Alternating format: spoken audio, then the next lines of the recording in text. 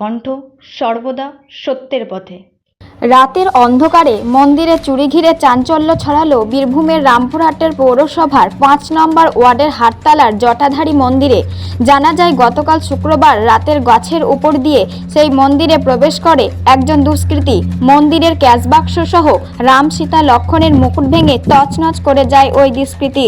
বিষয়টি জানাজানি হয় আজ শনিবার সকাল নাগাদ। খবর দেওয়া হয় রামপুরহাট থানার পুলিশকে। রামপুরহাট থানার পুলিশ ওই ঘটনাস্থলে যায় আর ওই ঘটনা তদন্ত শুরু করে।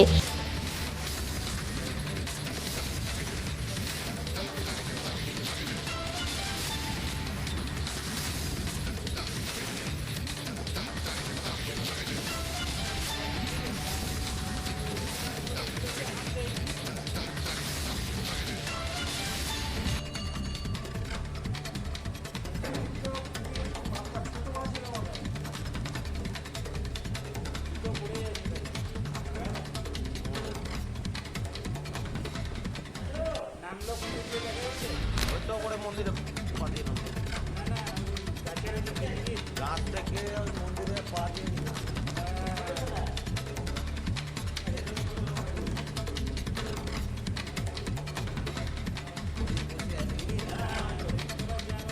বসে আছে বাইরে একজনা প্রণাম করছে, বসে আছে বাইরে একজনা প্রণাম করছে, দেখো টুকি বেঁধে দেখছে।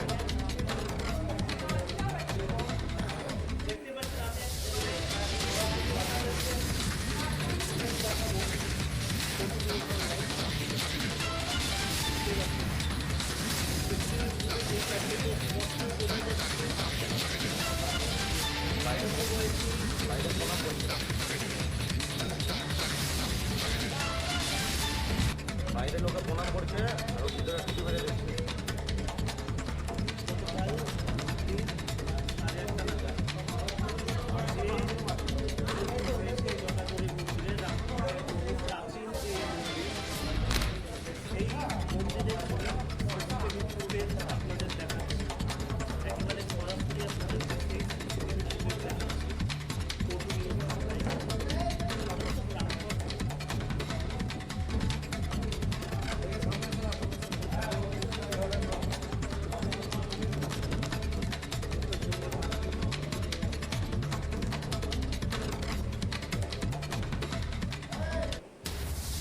মন্দিরে পাঠিয়ে